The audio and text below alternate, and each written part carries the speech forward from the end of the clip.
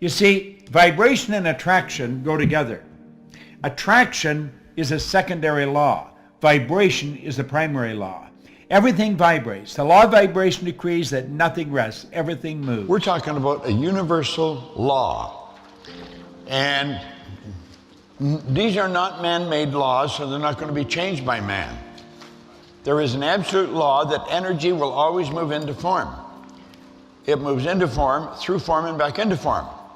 That is a law. That's a perpetual transmutation of energy. It's one of the first laws of the universe. Now, there's only half a dozen laws, and everything else is, like we talk about attraction as being a law. It's a secondary law. It's not a primary law at all. Primary law is vibration. And of course, the only thing you can attract are the things that you're in harmonious vibration with. So whatever frequency you're operating on, that's what's going to dictate what you're going to attract. You already have within all that's required to attract, literally. You already have within all that's required to attract whatever you want into your life. When you get on the right frequency, you start attracting it.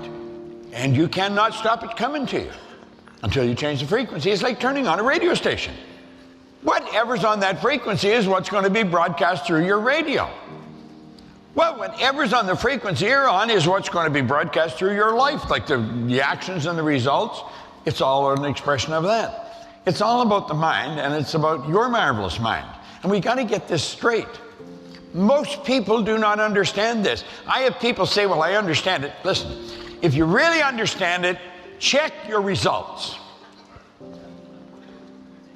That'll tell you. By their fruit you'll know. There's the best advice. Check your results. See, you can know something intellectually but not know it. You can know it intellectually. You stay here and you read this and you say, you could repeat it.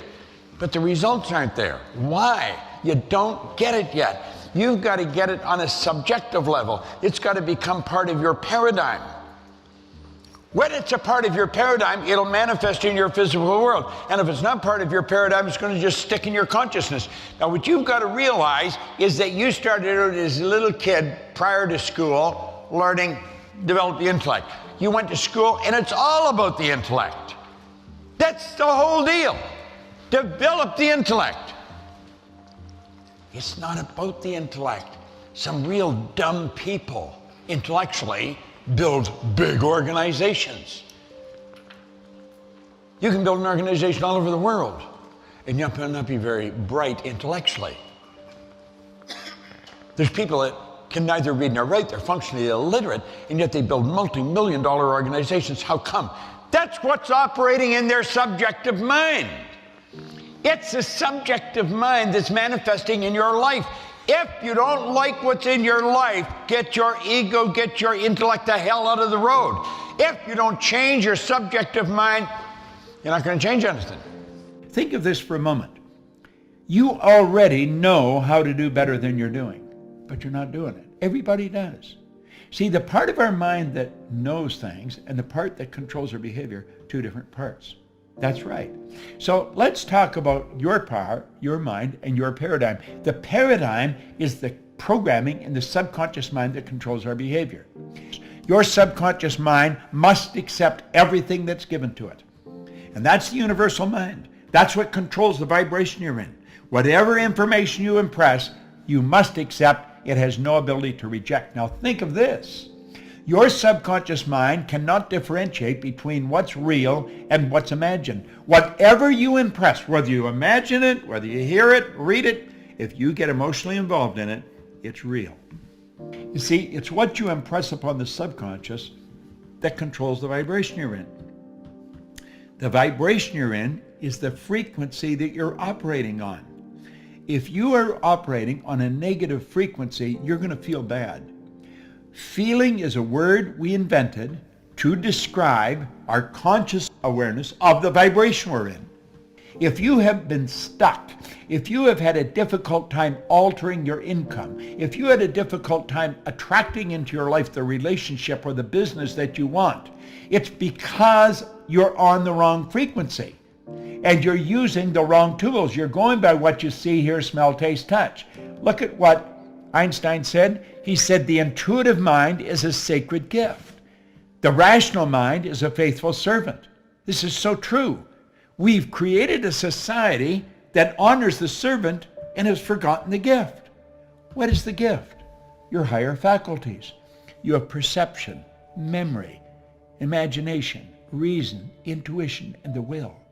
These are all high mental tools. Through imagination, we can zip ourselves onto a higher frequency. We just use our imagination and build a picture of the good we want. And then we hold that picture with our will. The will is what gives us the idea to focus, to concentrate. I said, if you keep looking at that, carry that around and look at it, I said, and you let that sink right into your subconscious mind, and you can do this through imaging too. I said, when that is impressed upon your subconscious mind, that image must move into form. Not maybe, not sometimes, it must. That's an absolute law. The subjective or the subconscious mind is totally deductive. In other words, it has no originating capacity. It cannot change anything. Whatever you put in, that's exactly what starts to move into form. The conscious mind is the imaginative mind. The subconscious is the universal mind. Now, the body is the instrument of the mind. It is actually the instrument of the mind. And we've got to understand that. Now, our imagination, there's a power flowing into our consciousness. And through our imagination, we build the image of what we want. This is the dream. I see what I want. And I've got this beautiful dream. I impress it upon the subconscious, and it turns into a desire. So you don't get what you want, you get what you desire. Waddell's pointed out in the Science of Getting Rich, the desire is the effort of the unexpressed possibility within, seeking expression without, through your actions. Well, that desire is expressed through the instrument of the body, because it changes the vibration the body's in. The vibration causes you to act, and the action sets up an attraction. And it's the action-attraction that alters the results. Now think what we're saying here. The desire alters the vibration. The vibration changes the action. The action sets up an attraction. And that's what changes the results.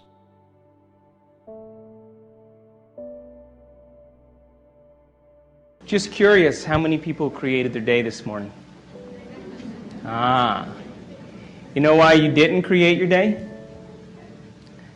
Because you don't believe it's possible yet. You see, if you knew it was true, you would wake up every morning excited to create your day, right? So how come nothing new ever happens in our life? If the quantum law works, and we know that it does, then how come we keep having the same relationships or the same jobs or the same circumstances in our life? How come it's so routine and predictable that it seems that Newtonian physics is the law? Because we haven't mastered this idea called observation. By the way, the average human being loses their attention span 6 to 10 times a minute. How good is our observation? That's why only a few subatomic particles actually pay attention to our mind. You know, maybe paying attention and concentration and observation is a skill. Just like tennis or golf, and you can improve it if you keep practicing it. But we have to begin to put the rubber to the road. We have to take this information in some way, apply it to our life, right? Otherwise, it's just good philosophy, and nobody's changed from anything. Now, when we can take consciousness, self-awareness, and move it away from the body, the environment, and time, we no longer have to live by the laws of the body, the environment, and time. And when we're able to do that, we begin to open the door to walk into the quantum field. We have survival, and we have creation. And creation falls under the category of learning and experiencing. And survival falls under the category of responding to the environment so much that it then becomes, listen to this, it then becomes the environment that is creating our reality. Did you hear me? Because as the environment pushes the circuits in the brain and we respond to those environmental stimuli, the body becomes prepared for the threat or the stress, which then causes the brain to think a certain way, which then creates the same reality in the future. So we're these human beings with these big brains, but we're living in the rudimentary part of the nervous system that's based on survival. And by the way, 90% of the time that we're awake and aware, we're living in survival. You know, responding to the environment, allowing the environment to determine our internal state. And the confusion we have as human beings, you see, the present moment right now is created from the thoughts of where? Right? So then the thoughts of now are creating what? So most people, though, they say, I'm going to sit down and create my day. I'm going to sit down and create wealth. And they sit down for 10 minutes. They get up and they start looking in their bank account for the transfer. And then they say what? Didn't work. But you know, we Americans, by the way, are the most difficult audience to talk to. We go to South America, we go to Europe, we go to Asia. People accept this. But Americans are so desensitized to so much stimuli. They get, 2,000 channels on their television. They have opinions about everything. They're into convenience. If your internet connection doesn't come up in 30 seconds, you're like...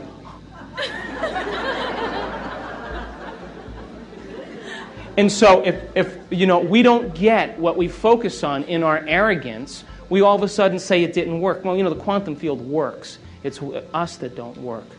And as we begin to develop the skill of paying attention, we're holding on to an observation, by the way, independent of the environment, independent of our body, independent of time. And by the way, those are the heroes that we fall in love with, isn't it? Whether it's Martin Luther King or William Wallace, Churchill, or any of those guys, you know what they said? They said, my observation matters. And I'm going to hold on to this thought. And I don't care how long it takes. And I'm going to hold on to this thought, and I'm not going to compromise it for anybody. Nothing in my environment is going to cause me to let go of my belief. I'm going to hold on to this observation, and I don't care what it feels like, because I'm accepting this more than I'm accepting anything else. And you can do whatever you want, but this is what's more real to me. And when we have that skill of observation, don't you think that the observer is going to start getting on board? Don't you think that's possible? So we have to develop that skill. We have to develop that skill. And because we're so prone to convenience that when it doesn't show up the same day within a matter of moments, we discount its possibility. Why not fall in love with an abstraction?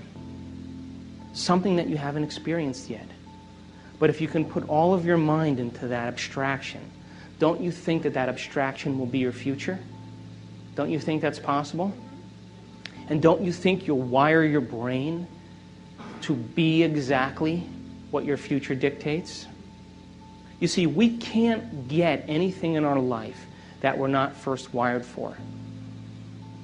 You can't be wealthy unless you're wired for wealth.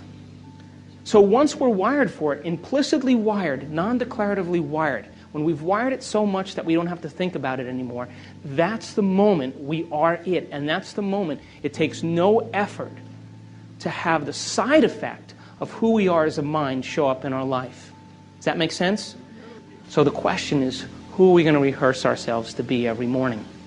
Can you rehearse in the morning your greatest ideal and activate those circuits? And as you rehearse those ideals for yourself and activate those circuits, won't they be the platform of who you become? If you're not being defined by a vision of the future, then you're left with the old memories of the past, and you will be predictable in your life. The quantum model of reality is about causing an effect. The moment you start feeling abundant and worthy, you are generating wealth. The moment you're empowered and feel it, you're beginning to step towards your success. The moment you start feeling whole, your healing begins. And when you love yourself and you love all of life, you'll create an equal. And now you're causing an effect. And I think that's the difference between living as a victim in your world, saying, I am this way because of this person or that thing or this experience. They made me think and feel this way. When you switch that around, you become a creator of your world, and you start saying, my thinking and my feeling is changing an outcome in my life. And now that's a whole different game, and we start believing more that we're creators of reality. The greatest gift that you've ever been given is the gift of your imagination. Your imagination is yours to be able to do anything you want with. You can place any thought in there with the awareness of I am. So your imagination is the greatest gift that you've been given. And you can put anything in there. No one can tell you what can be there or what can't be there. Einstein said imagination is greater than knowledge. The second thing is that you have to learn to live from the end. Whatever you have placed into your imagination, you have to act as if it already were your reality, independent of what anything or anyone else says. The third of these principles is the principle of, I call it assuming the feeling of the wish fulfilled. You must be able to feel it, because every time that you feel something within your body, you give a instruction to your subconscious mind. And your subconscious mind is the part of you where you do all of your living. You want to redo your subconscious mind. Now, tonight and every night for the rest of your life, I want you to take the last 5 minutes before you go off to sleep and realize that you are about to program your subconscious mind. All right? Your subconscious mind is most at home when you are unconscious, when you are asleep. If you spend the last 5 minutes of your day, which so many people do, reviewing all of the things that you don't like, and all the things that didn't work out, and how terrible you feel, and who abused you, and who was mean to you, and who said this, and they did this, and you're constantly doing this kind of thing with your mind, then you are programming your subconscious mind that when you awaken, because you're now about to marinate for the next 8 hours in your subconscious mind. And then when you awaken, you will rejoin the universal subconscious mind, the mind of God, from which we all originated. We're all just individualized personal expressions of that one thing that we call the Tao, or God, or divine mind, or soul, or spirit. But the Tao that can be named is not the Tao. So you want to be real careful about how you program your subconscious mind. This is from the book of Job. In a dream, in a vision of the night, when deep sleep falls upon men while slumbering on their beds, then he opens the ears of men and seals their instruction. Job 33, 15 and 16. When you are slumbering on your bed, he opens your ears and seals your instruction. What you place into your subconscious mind as you are about to go into this deep slumber is all dependent upon what you do the last 3 or 4 or 5 minutes before you go off to sleep. You want to place into your imagination whatever you have placed into the I am that I spoke about earlier. I am well, I am content, I am peaceful, I am happy, I am prosperous, I am abundant, I am God, I am God, I am God. Because at the basic core, each and every one of us are just that. And when you start having that burning desire, the intensity of the transmission that's coming out of your brain that you're broadcasting is very high, and the power is very high. And because you have a burning desire, you're going to be thinking about it all the time, so the broadcast is very frequent. The duration of that broadcast is longer. Therefore, should come right into your experience somehow. You don't need to know the how, because the law of attraction will make it happen. How does the law of attraction make it happen? It basically will create and put into your life events and circumstances that you can't even imagine to create what you want. It will move mountains to put into your existence what you're asking for. The law of attraction has to work because it's a law. It works, period. So it will affect virtually hundreds of thousands of different variables and start shifting things around that you're not even aware of or thinking about to create a situation where it will be in your life. You don't have to know how. Think about a radar screen. Most people live their life looking at their radar screen, and they're looking at what they can see in the radar screen. And this is why people fail, because they base all of their decisions and beliefs on what they can see in the radar screen. We have $50,000 in credit card debt. How can I pay that off? I'm looking at my income, I'm looking at my expenses, I'm looking at my prospects for getting a new job or getting a raise. There's nothing. There's no way that I can pay off my credit card debt. It's impossible. All you're doing is you're looking at what you see on the radar screen. Now, if you imagine that the radar screen is this small screen, maybe about 3 inches in diameter, I also want you to imagine what's off the radar screen, what's outside of the screen. The screen can only see a 3-inch diameter. But I want you to imagine that there are 100 feet of additional area outside the radar screen. The actual area is 100-foot diameter, but you're only seeing a 3-inch diameter. You see, the vast majority of what is available is off your radar screen. You can't see it. You can't even imagine it. But once you start activating the law of attraction, everything outside the radar screen starts shifting and moving.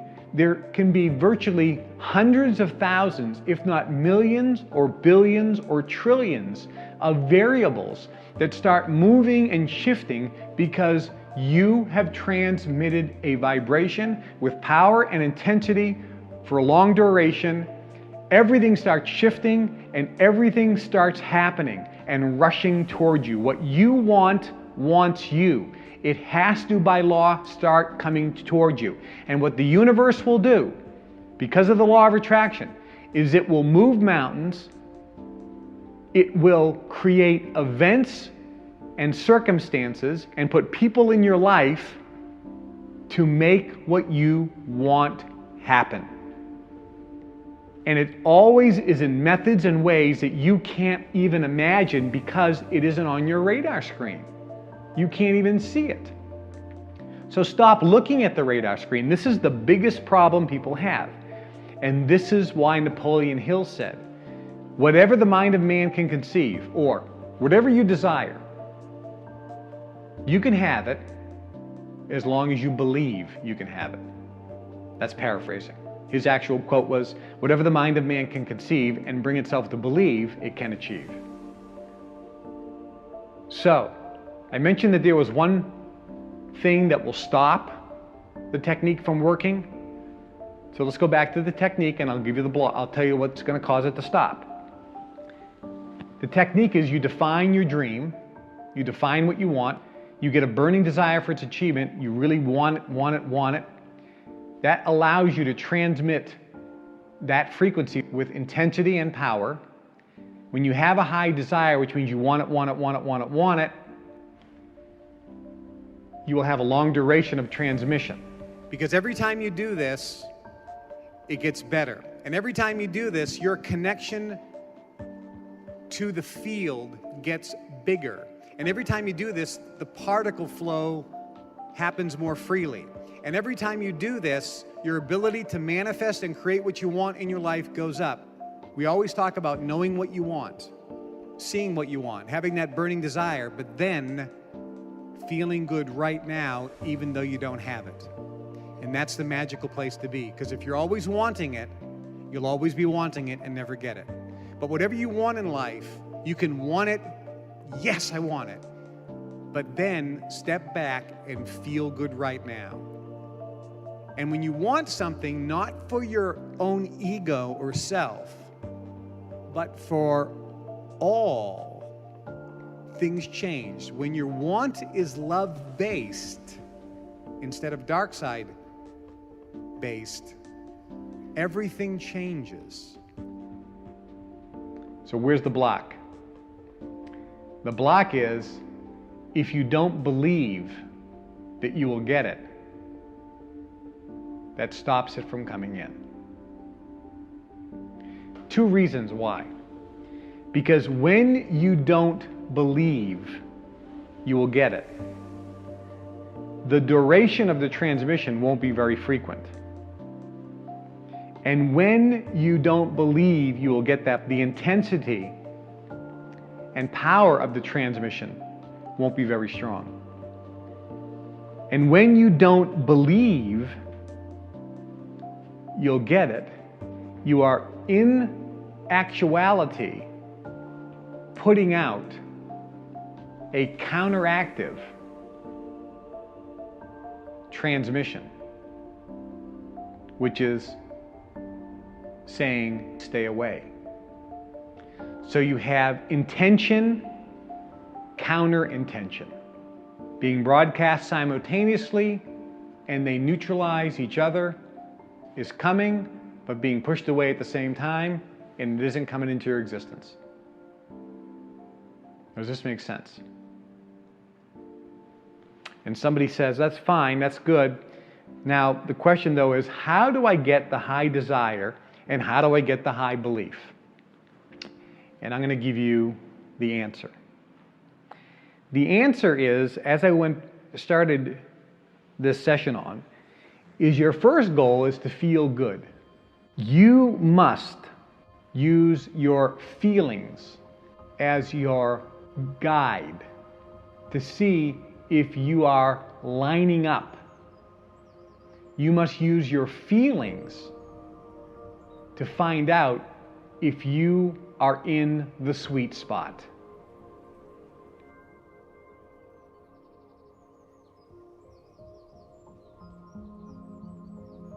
Okay, so we just have a couple of minutes left. I want to do just it's like if you just close your eyes and just listen to this meditation. It's from the book 3 Magic Words. Here's what I'd like you to say to yourself at night. I know that I am pure spirit, that I always have been, and that I always will be. There is inside me a place of confidence and quietness and security where all things are known and understood. This is the universal mind, God, of which I am a part, and which responds to me as I ask of it. This universal mind knows the answer to all of my problems, and even now, the answers are speeding their way to me. I needn't struggle for them. I needn't worry or strive for them. When the time comes, the answers will be there.